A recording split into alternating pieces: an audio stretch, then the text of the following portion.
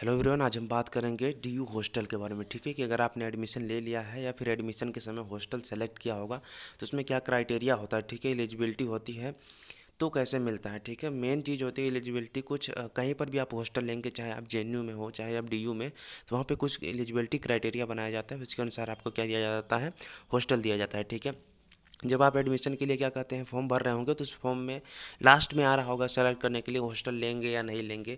ठीक है, अगर वहाँ पे सेलेक्ट किया होगा तो बहुत अच्छी बात है। ठीक है, वरना बाद में भी हो सकता है आपसे फॉर्म भरवा लिया जाए। ठीक है, इनकी भी क्या होती है, लिस्ट निकलती है, किस तरह से होती है। अधिक कुछ कॉलेजों में ही है, हालांकि सभी कॉलेजों में नहीं है हॉस्टल फैसिलिटी। कुछ कॉलेजों में हॉस्टल फैकल्टी है जो जहाँ पे हो सकता है आपको मिल जाए, या फिर डिपार्टमेंट के कुछ होंगे। ठीक है, जहाँ पे लो फैकल्टी वैकल्टी वाले होते हैं वहाँ पे हो सकता है कुछ को मिल जाए। ठीक है, जो टॉप रैंक के होते हैं या फिर जिनके बहुत अच्छे नंबर होते हैं उनको ये अधिकतर मिलता है। और उनमें भी क्या होती है, एलिजिबिलिटी क्राइटेरिया होती है, उसके बारे में आज हम जानेंगे। चैनल पे हमारे नए हैं तो सब्सक्राइब जरूर कर लीजिएगा। ठीक है, तो देखो यार, सबसे पहले यहाँ पे दिया हुआ है थोड़ा सा। यहाँ पे जब आप जाएंगे प्रोस्पेक्टस में ना 2021-22 को, तो उसमें अच्छे ढंग से यहाँ पे दिया हुआ है। सबसे पहले तो यहाँ हॉस्टल के बारे में दिया गया है कि मतलब university of Delhi is one of the, ये तो थोड़ा इसके बारे में दिया गया है। मेन यहाँ पे देख सकते हैं। ठीक है, जो होता है मेल फीमेल दोनों को मिलता है, यहाँ पे आप देख सकते हैं। ठीक है, मेल फीमेल दोनों को रिक्वायरमेंट यहाँ पे भरी जाती है, पर सीटें बहुत कम होती हैं सच बताएं तो। यहाँ पे एलिजिबिलिटी क्राइटेरिया दिया गया है। ठीक है, eligibility for admission in university hostel. ठीक है, किस तरह से हॉस्टल आपको मिलता है। तो सबसे पहले जितने भी कैंडिडेट होंगे, हो सकता है आपने सेलेक्ट किया होगा फॉर्म भरते समय या नहीं। ठीक है, या फिर बाद में भी इसके क्या कहते हैं थोड़े फॉर्म वॉर्म भरवा लिए जाते हैं। अगर देखते हैं इस बार क्या करते हैं, हो सकता है अगर क्या कहते हैं जिन लोगों ने फॉर्म में ही सेलेक्ट किया, अगर उनसे मेरिट लिस्ट के अनुसार अपना मतलब निकालते हैं कैटेगरी वाइज, या फिर जितने सीटें होती हैं उसके अनुसार निकालते हैं तो ठीक रहेगा। वो चीज़ें ज़्यादा सही रहेंगी, आपको जल्दी मिल जाता है उससे। ठीक है, पर उससे सबसे ज़्यादा इंपॉर्टेंट यहाँ पे कुछ पॉइंट दिए गए हैं जो आपको जानना बहुत ज़रूरी है।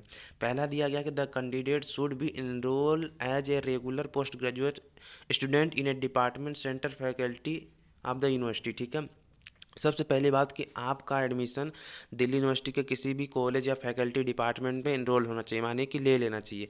ठीक है, हुआ होना चाहिए।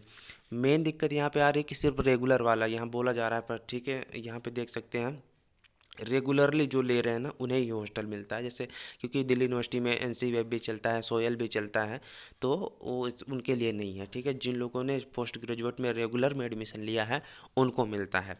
दूसरा पॉइंट जो कि बहुत इंपॉर्टेंट है आपको समझना, the parents of the candidate should not B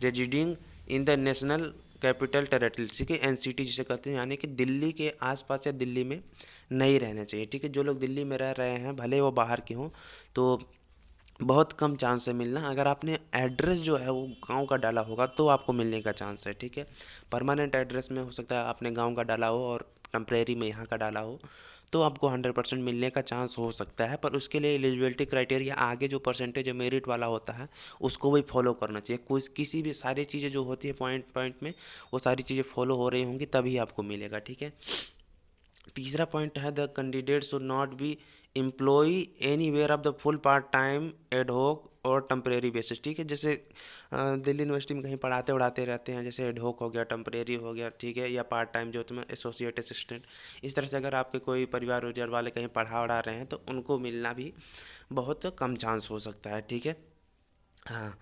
चौथा पॉइंट जो है काफ़ी इंपॉर्टेंट है, due to huge intake of students आज selection outstation candidate may not get hostel हाँ accommodation. Thus the candidate need to understand that the admission to a program would not ensure allotment of hostel accommodation will be offered be eligible candidate subject to his and merit eligibility of the seat in the hostel. A student getting admission into the hostel is allotted to occupy a hostel till the last date of examination of the particular program ही सी and प्रसादी। देखो यार, main चीज़ यहाँ पे जो बोला जा रहा है ना कि ज़रूरी नहीं कि आपका एडमिशन हो जाए तो आपको 100% हॉस्टल मिल जाएगा, ठीक है। क्योंकि देखो जो बाहर से हैं 100% सोच रहे होंगे कि हॉस्टल तो हमें लेना ही है। अब दिल्ली यूनिवर्सिटी में से सच बात करें तो 80+ कॉलेज है, ठीक है, 90 के लगभग में है, 86+ कॉलेज हैं, ठीक है, जो यहाँ पे अलॉटेड है। तो अब सबके हॉस्टल बहुत कम है, बहुत कम है, जिनके मतलब क्योंकि अगर नॉर्थ कैंपस में आएंगे तो आप देखेंगे यार ये तो पास पास में ही सारे कॉलेज हैं, हिंदू हिंदू कॉलेज है, कुछ कॉलेजों का अपना हॉस्टल है, ठीक है। तो जहाँ पर भी ये सारी क्राइटेरिया लागू होती है, तो यहाँ पे सीधे बोल रहा है कि हॉस्टल में आपकी एलिजिबिलिटी प्लस सीट के अकॉर्डिंग मिलेगा, ठीक है। जो एलिजिबिलिटी है आपकी परसेंटेज और मेरिट बेस, ठीक है, वो एलिजिबिलिटी आप पास हो रहे होंगे तो भी मिल सकता है, और हो सकता है अगर सीट नहीं है तो भी ना मिलने के चांस है, ठीक है। अगर मान लो कि हाँ एक चलो एक क्राइटेरिया पास कर रहे हैं, दूसरा फेल कर रहे हैं, दूसरा में नहीं आ रहा है, तो इसका मतलब ये नहीं कि आपको मिल जाएगा, ठीक है। वहाँ पे सीट और एलिजिबिलिटी आपकी मेरिट और जो होती है वो सारी चीज़ें देख के इनरोलमेंट आपको दिया जाता है हॉस्टल के लिए, ठीक है। पांचवा दिया गया, in case admission to a programme is made through a written test merit list interview in the faculty department centre the merit so prepared is following for examination in the hostel, ठीक। जरूरी नहीं है यहाँ पे जो दिया जा रहा है ना, इसका देखो इसमें जो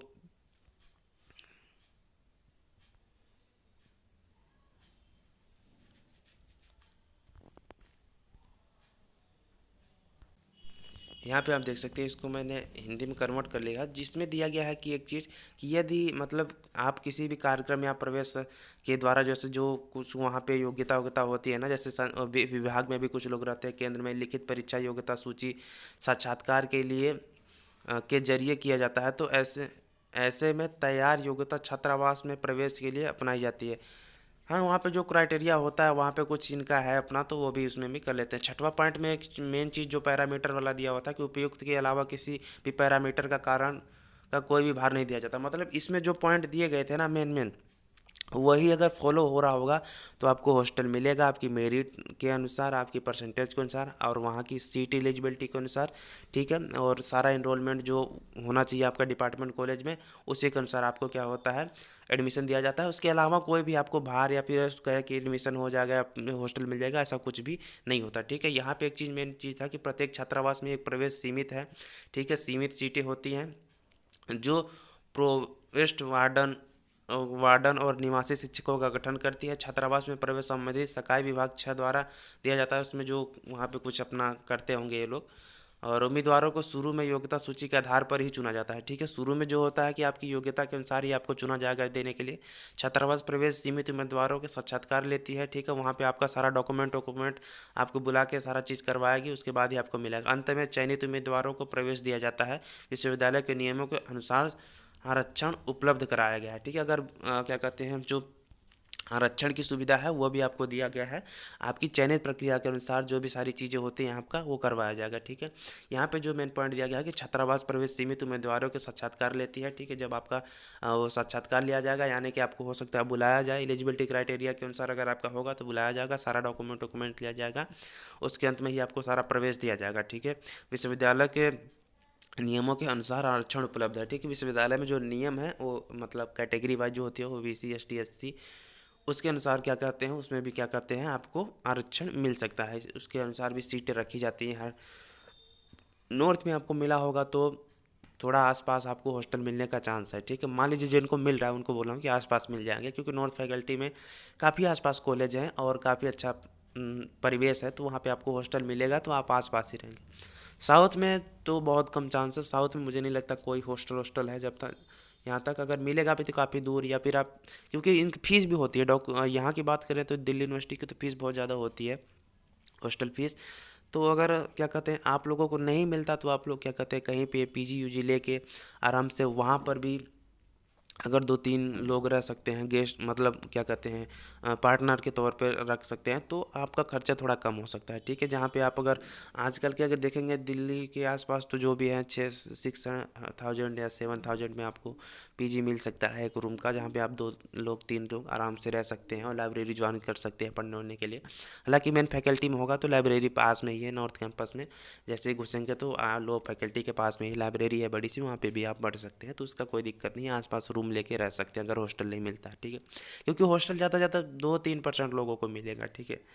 ज़्यादा सीटें ही नहीं होती, ज़्यादा लो फैकल्टी में होती हैं तो वहाँ से वो भर जाता है, 100 सीट होती है तो बाकी जो बचता है उसमें मिलता है। तो आशा करता हूँ कि सारी चीज़ें आपको पसंद आई होंगी। ठीक है, अब अभी भी कुछ डाउट हो तो आप पूछ सकते हैं। चैनल पे हमारे नए तो सब्सक्राइब जरूर कर लीजिएगा। मिलते हैं किसी नेक्स्ट वीडियो में, तब तक के लिए आप सभी का बहुत बहुत धन्यवाद।